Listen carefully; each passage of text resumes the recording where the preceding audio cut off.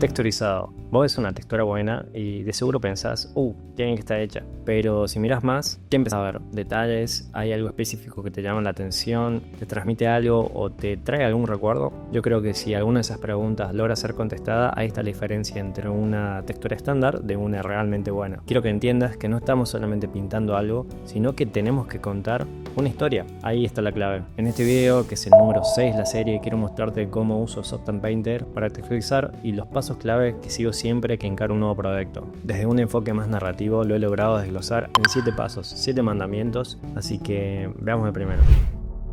Bueno, lo primero que hago acá es desglosar cada material principal que tengo dentro de mi escena. También me voy ubicando en dependencia del uso que pretendo simular en mi objeto en base a situaciones reales que se dieron en el material, ya sea si estuvo en intemperie o si se usó de determinada manera, los desgastes en ciertas zonas, por qué se dan, de qué está hecho este material, cómo se fabricó, qué partes tiene. Tomo como referencias reales y una vez que encuentro el tipo de material con el uso y el desgaste que me gusta, lo empiezo como a dividir por capa y a estudiarlo un poquito más. Yo tengo un ojo quizás un poco más afilado para estas situaciones, dado que soy diseñador industrial, pero mi recomendación es que busques esos clásicos videos de cómo se hace, cómo se fabrica en YouTube. Hay de todos los materiales que te imaginas. Ahí vas a ir entendiendo bien todas las capas que tiene. Por ejemplo, si el prop es de madera, voy buscando como las zonas particulares donde tuvo más desgaste y me voy centrando en eso y me voy imaginando por qué se dio ese desgaste, por qué está más marcado ahí, y todas estas referencias reales que voy buscando en este paso las voy sumando al tablero que ya armamos en PureRef. Por ejemplo, en materiales de metal mayormente se aplican 3 capas. Una es la capa del material madre, el metal crudo.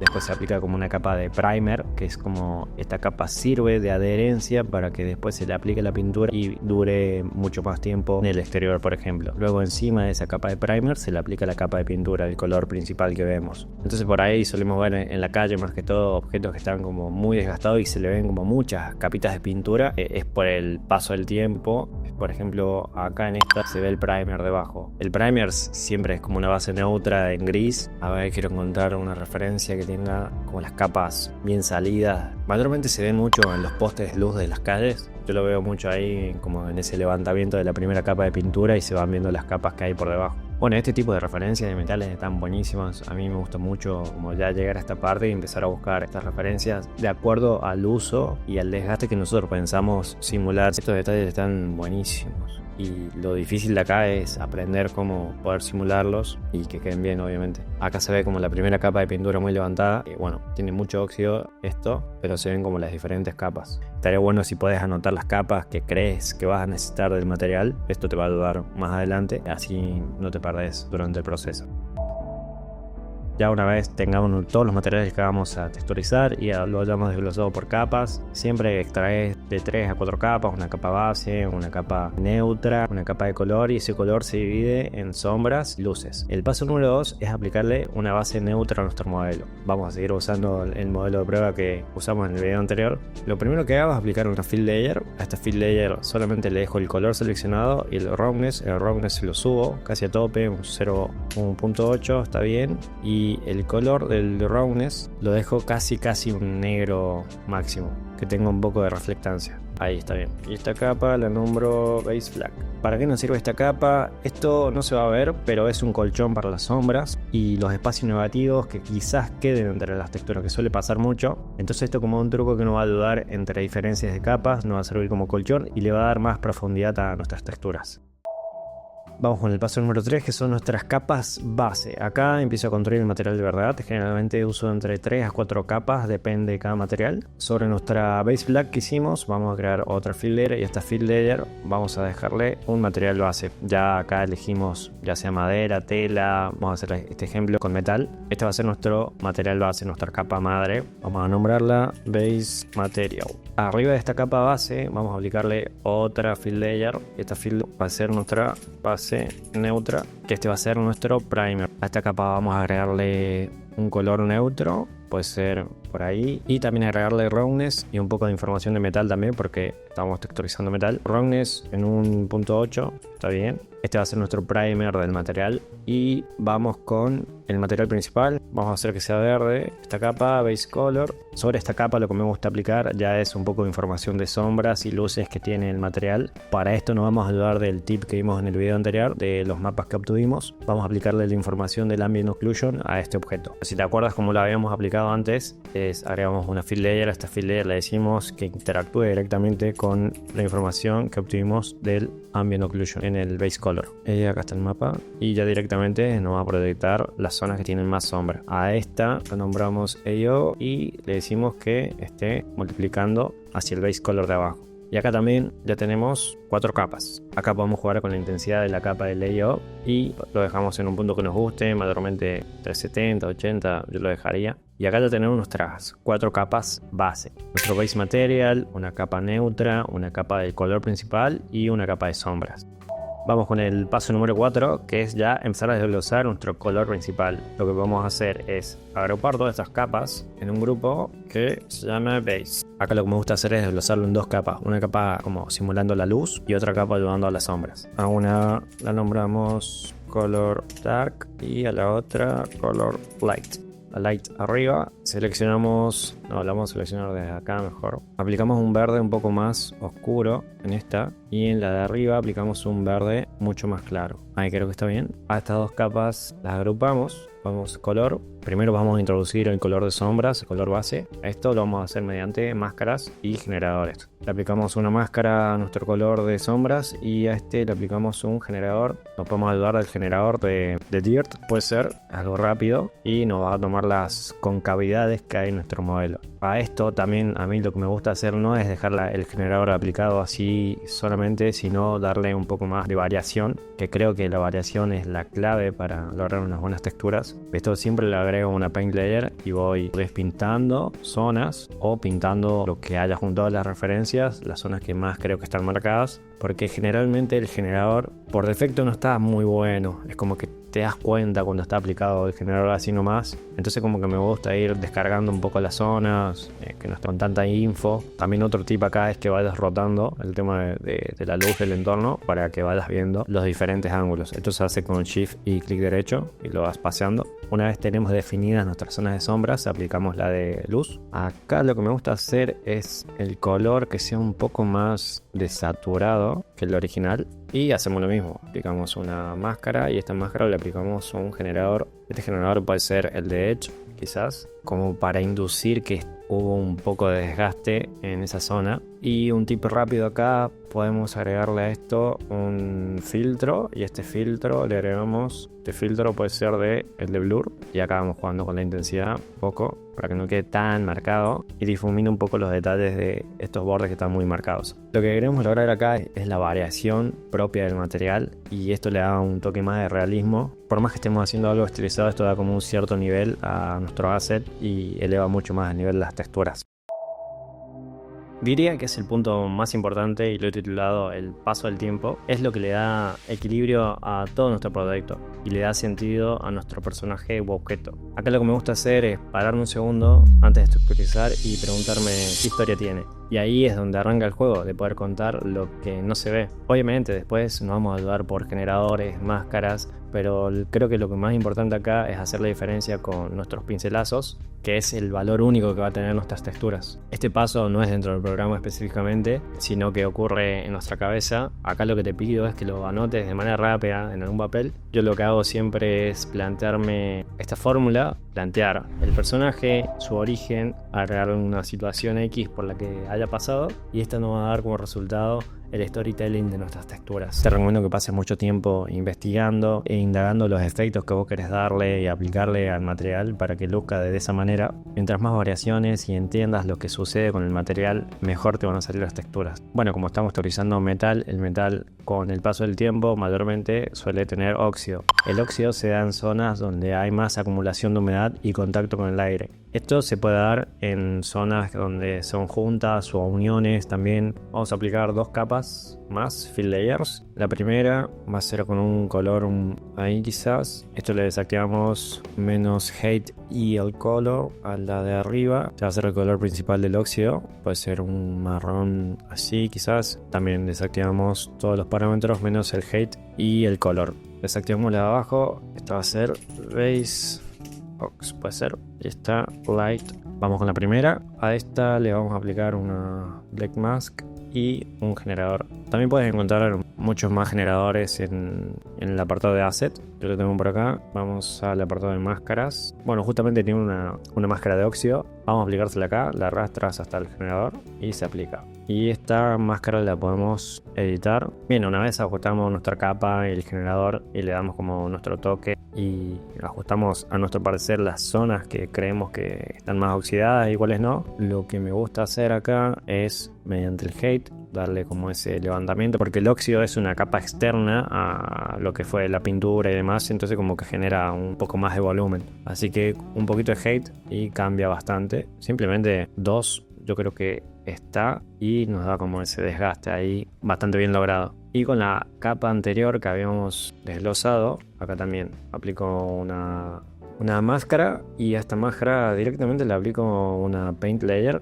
y a mano voy como agregándole esa variación que tiene el óxido también en las zonas para que no quede solamente de un color. Tras más variación vos le agregues a las texturas, mejor van a quedar y que te apoyes plenamente de la referencia que juntaste. Bueno, este paso se podría hacer eterno. Acá la verdad que a mí me gusta pasar mucho tiempo juntando las referencias y estar como en esos detalles de que los efectos también tienen esas variaciones. Mayormente los aplico así, con capas base de los colores, los diferentes colores, las variaciones, y a estos colores les voy aplicando máscaras y generadores. Mayormente altero casi todos los generadores con una paint layer y los voy editando según me parezca a mí. Una vez tenemos esto, también lo agrupamos. A esta carpeta le podemos llamar generadores y pasemos al siguiente.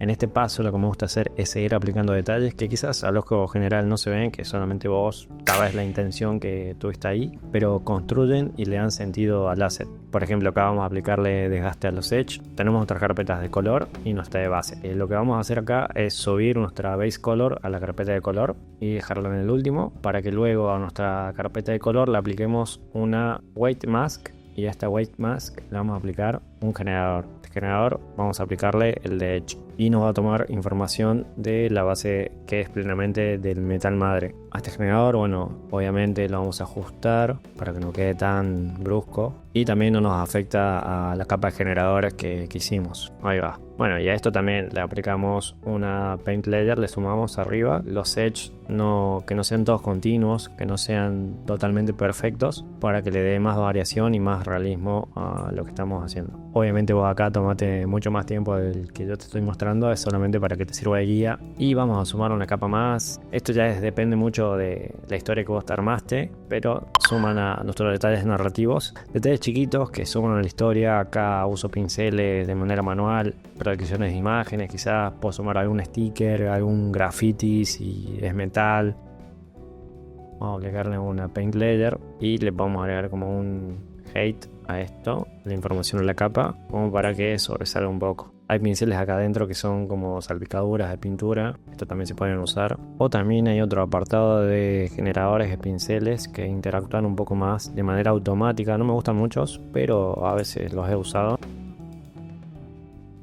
Como estos que van como interactuando con el objeto en sí de manera automática. Le agregues otro tipo de roughness a este material para que tenga otro tipo de reflectancia en los renders y se noten un poquito más. Tenemos ya algunas formas predeterminadas que podemos usar en este paso. Esto también podemos ir jugando con las variaciones. No te recomiendo que lo sobrecargues, sino que juegues un poco con las variaciones que podemos ir dando, ir aplicando un poco más de colores, y todo esto suma muchísimo más que solamente tener un material de estándar, algo que aplicamos rápido y ya. Le podemos poner Paint 01, Paint 02, lo agrupamos también. Le podemos poner, a medida que vamos como sumando muchas carpetas, te recomiendo que también lo vayas como agrupando por colores, cosa que puedas detectar rápidamente en qué carpeta hiciste tal cambio, porque esto es una iteración constante entre capas y a veces necesitas volver como a las capas bases, a hacer alguna modificación en el tiling de la textura o modificar el color. Lo que vamos a ver en el siguiente paso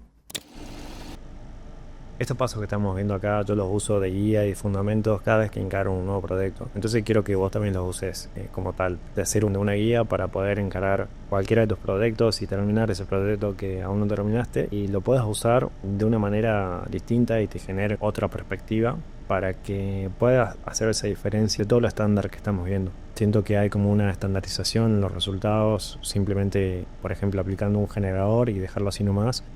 Es muy importante dar como tu impronta y marcar tu propio estilo en cada proyecto que hagas. Así que vamos con el último paso, que creo que le da como ese cierre y esa constancia a todo el proyecto. Como último paso, y muy importante, es hacer una integración de todo nuestro asset. En este caso, como estamos texturizando un asset, normalmente ya tendríamos que tener nuestro personaje principal texturizado. Entonces me gusta tener como un pantallazo los dos, matchar tanto paleta de colores como también integraciones con el motor de render que tenemos acá dentro de Substance, que es E-Ray. Vamos a hacer un primer pantallazo. Acá lo que hacemos es elegir el mismo HDRI. Yo suelo usar el estudio Tomoko, que tiene como unos contrastes bastante buenos. Casi siempre uso Le apagamos el fondo y usamos un color neutro, mayormente casi tirando a negro, para ver bien la silueta y los contrastes. Y parto desde acá para hacer una comparación y voy haciendo coincidir la última carpeta de capas que vamos a ver ahora. Volvemos al apartado de pintura. Vamos a agregar una primera capa, otra fill layer, y a esta solamente le vamos a decir que sea color, y en este caso, como es metal, le vamos a dejar el tema de metalness. Lo subimos un poco y lo ponemos en multiplicar para resaltar lo que es nuestro material base. Al ir agregando capas de pintura y demás, como que se pierde un poco la reflectancia o las verdaderas propiedades del material base, que en este caso es el metal, como para volver a resaltar eso. Esto lo suelo ir cambiando en una escala de grises. Mayormente siempre lo dejo por ahí, y lo dejamos en 50 mayormente. Le ponemos metal layer y agregamos otra fill layer, y a esta le vamos a agregar un filtro. Cuando agregas como esa última capa de integración en Photoshop, que es una capa de tono, bueno, esto va a simular lo mismo. Agregamos un filtro a esta capa, y acá en el filtro seleccionamos esta Baked Light. Puede ser la estilizada o puede ser esta, depende del look que vos le quieras dar a tu escena. Me manejo en esta porque tiene como parámetros para ajustar lo que es el color, y esto me sirve mucho. Si queremos dar como más tonos cálidos, bueno, sumamos todo esto a los cálidos, vamos ajustando ahí. Bueno, y acá tiene muchos otros parámetros para ir jugando con eso. Lo dejamos ahí, le ponemos Tone Layer y le vamos a poner interactúe como una soft light a todas las otras capas de abajo, y una opacidad de un 20, entre un 20 y un 30 ahí. Quizás no cambie mucho, pero después en el motor de render esto se nota bastante. Estas capas las dejamos sueltas por arriba de todo, porque si las agrupamos como que se van a solapar los efectos y no queremos eso. Por ejemplo, acá la agrupamos y a esto tenemos que ponerle como multiplicación, pero la multiplicación va a ser sobre esta capa y no queremos eso. Queremos que las dos capas, que las últimas que hicimos, interactúen independientemente sobre todas las otras anteriores. Así que no nos sirve agruparlo en este caso. Dejamos estas dos sueltas por arriba del todo. Mayormente esta es la que se repite en todo el proyecto, ya sea para el personaje, para otro asset, como que le va a dar toda esa pertenencia en la escena un detalle distinto. Bueno, como último parámetro antes de exportar, me gusta hacer como una prueba en 4K de la resolución de las capas para ver si hay algún desperfecto o hay algo que tengamos que cambiar. Acá lo acomodamos, mayormente nos damos cuenta si tenemos que hacer algún retoque de algo. Una vez relevamos todo el asset, si está bien, si nos cuadra todo lo que hicimos, lo podemos exportar, ya sea en 4K, en 2K. Yo siempre trabajo en 2K y al último, antes de exportar, leo la resolución para fijarme de los detalles, qué tal están, qué tal andan, y hago una última exportación en 4K generalmente. Depende del asset. Si es un asset secundario que no se va a ver mucho, lo dejo en 2K, o inclusive también lo exporto en 1K. Pero bueno, ya depende ahí de las tomas que vayas a hacer en el render. Esto es más que todo para ajustar micro detalles. Así que bueno, estos fueron mis 7 pasos, mis 7 mandamientos que sigo cada vez que encaro un nuevo proyecto. Espero que te hayan dado otra perspectiva y que te den más ganas de volver a abrir Substance para terminar ese proyecto que no terminaste. Y si algo te hizo algún clic, déjame un like. Y si querés agregar tu mirada en alguno de los pasos que vimos, te leo en los comentarios también. Te espero en el próximo episodio para seguir craneando juntos. Así que nos vemos.